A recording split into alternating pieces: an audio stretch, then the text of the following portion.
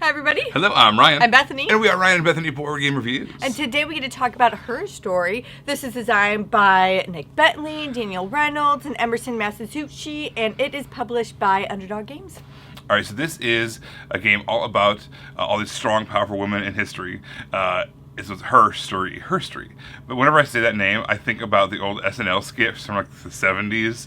It was like, and now another amazing moment in HerStory.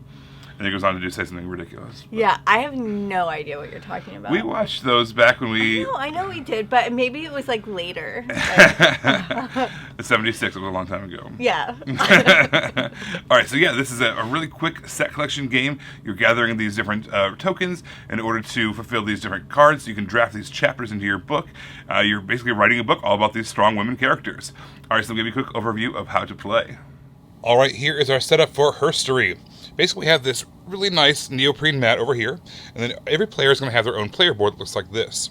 All right, so we have, at any given time, we have 5 of these cards. There's a huge stack over here as well.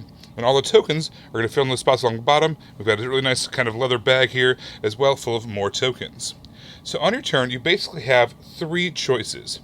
You can either, the first one is just taking one of the tokens. So you take any token you'd like from the lineup. The next thing you can do on your turn is you can set aside one of these cards, what we call drafting it. So let's say Anne Frank over here, we really want that card worth 10 points, it's worth a lot of points, so we're going to take that, and we're going to draft it. Basically, that means that we are the only ones that can fulfill that card, and on top of that, when we draft a chapter, or draft one of these cards, we're going to get 2 points, as you can kind of see from there. And again, it's just going to refill as soon as it's taken. Now the third thing that you can do is you can discard the tokens matching a card either in your draft section or one of the 5 that are out here, and you can discard those tokens in order to claim that card and make it a chapter in your book. So let's pretend that we had exactly what we needed here for Anne Frank. We had the 4 speech bubbles and the 3 light bulbs. What we could do is we could transfer over here to our chapter. We're going to get 10 points for doing that. So we'll move this over here. Now, you notice there's not any abilities at the bottom of this card here. A lot of these cards will have abilities, but they're worth less points. This is kind of a trade-off. It's worth a ton of points, but no special abilities. You're probably going to come across a situation where you need to overpay for a card. So maybe you had exactly what you needed to fulfill that chapter. However, you had an extra book or something on one of your tiles. That's fine. You can overpay. However, if you are able to exactly do it, exactly the quantity and type of those symbols, you're going to get a bonus 2 points as well, which is fantastic. So I'm always trying to look out for ways that I can spend exactly the right tokens to fulfill one of those cards. There's all kinds of cool abilities on these cards. For instance, this one over here actually gives you more of those symbols. This actually gives you 2 of those kind of magnifying glass symbols. This Barbara McClintock says, if you're in last when completing a chapter, keep one of the tokens used. So you have to kind of show that you have it, but you actually get to retain one of them for the future, which is really nice. Some of them give out victory points at the end of the game. Some of them give out victory points when certain conditions are met. So you got to keep an eye on that. As you're building your chapter up, the cards are going to kind of overlap a little bit. So you can still see the special abilities at the bottom of the cards. There is also a special ability that says, we have a library card. This says you can flip this over to clear and refresh all the research tokens. So let's say you don't see what you need out of those research tokens. You can simply flip this over and get rid of all those, replace them with ones from the bag.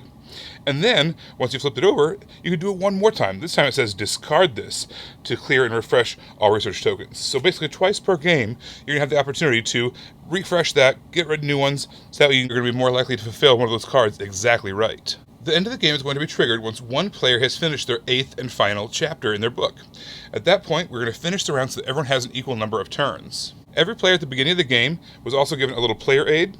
So what you're going to do at the end of the game is you are going to flip it over, it becomes the cover of your book. And then, what you've got now is you've got this really nice book that you're able to flip open to the pages, and on the back of all these cards, it's going to tell you about all these characters that you just drafted. We like flipping through them, and it kind of gives you a suggestion in the rule book to say, basically pick one out that you really like, and kind of read it out loud to everybody else. So you get to make your own little book all about HerStory. And that's how you play the game. Don't forget, you're going to add up all your points as well, all the ones that you've kind of been scoring as the game went on, but also any cards that have to do with game end, you'd score them at this point. And whoever has the most amount of points wins the game. For this game being mainly just cards, the production quality was amazing. So the cards were amazing. I liked all the, I mean, it was like all these portraits, right? I bet like you could buy these if you wanted to and get them printed up if there is some of the women that you just truly, truly admire. But the artwork was great. I really loved it. The artist was Eunice. I can't say the last name, but it's Adeyii, and then Christina Arctur, and it was just really, really fun. And then even the tokens were really thick tokens, and the bag that you were pulling out was like this really nice bag. Like, for the game not being just cards and some bits, they did those cards and those bits really well. Which has been kind of a pattern for Underdog Games. Like, they've been like top-notch productions. Yes. Setting up this game was an absolute breeze. It was as simple as shuffling some cards, laying out the mat, and you're good to go. All the tokens were pre-punched. They were already in the token bag, and we were ready to rock. And on top of that, the rulebook was also extremely easy to read and understand. It was very, very clear. A short rulebook, but also very clear. And that made for low barrier to entry. Yeah. You're ready to play this basically upon opening the box. It was very, very you were just ready to go, which I really appreciated. Yeah, not that you do, because when you get all these cards, at least this is what happened to us, and I'm sure this has happened to a lot of people who play this game, is instead of getting straight to the game, you're just like reading the cards. That's what we did when we first got it out. We're just reading the cards for like 20 minutes. I'm like, I knew about this person, or like, I had no idea. This is so cool. And one of the nice things is it's not like just all Americana, so there's like a ton of stuff in it. As we're just like sifting through, not even like playing the game. Like, we wanted to go to bed early, and then we're just like sifting through like the first time we went through this, and we're just like, maybe we should focus on actually playing the game now. Yeah, well, that's the nice thing about playing the game too, is obviously it's just kind of showcasing a lot of these really strong women characters throughout history that maybe we don't always get the chance to talk about, right? And we have 2 daughters, and so this is a fantastic way that they kind of learn about a lot of these characters, and like this is people who kind of laid the groundwork, and if you look also in the gameplay itself, when you're playing, you're writing a book, right? These are chapters that you're adding to your book. And then your player aid on the back side of it is the actual cover of your book, and you get to kind of have a little miniature book in your hands. And then you basically get a chance to read one of the stories, one of the chapters of your book out loud to everybody, and they can all learn about somebody that maybe I didn't know about previously. Yeah. I remember one of the ones that I had was about this Irish pirate queen from like the 1600s or 1700s or something. I thought it was super, super cool. She had an opportunity to meet with the Queen of England at the time, and there's you're customary to bow in front of the Queen, in front of royalty, and she refused to because she saw herself as an equal footing. She was also a queen. Why not? You're queen. Hey, I'm a queen too. You know what? We're the same, and so you should bow to me. Shoot, I don't know, but I just love learning about those little stories.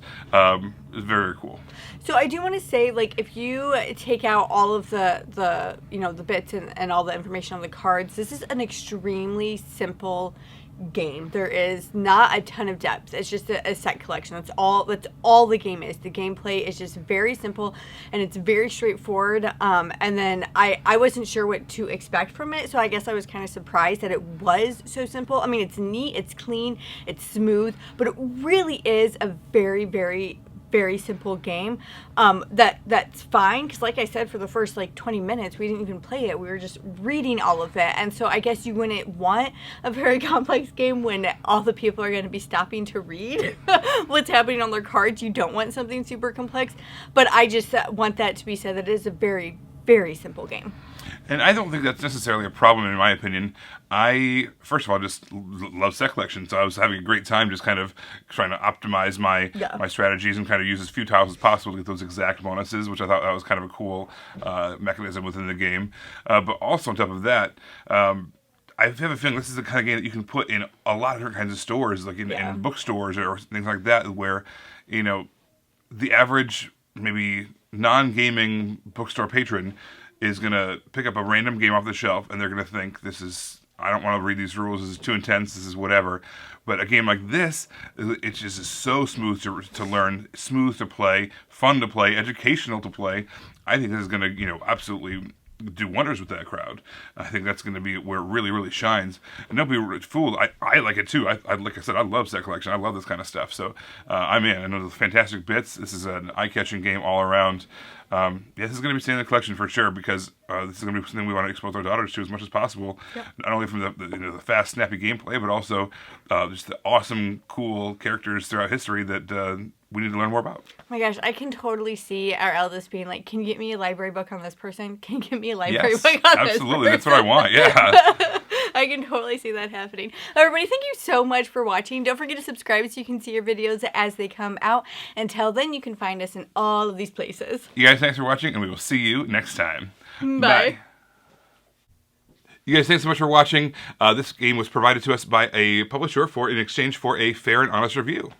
And if you want to see more stuff, check out over here to see something we think you might like. And over here, we think that YouTube has picked out a great video for you you're going to love. Thanks, guys. We'll see you next time. Bye.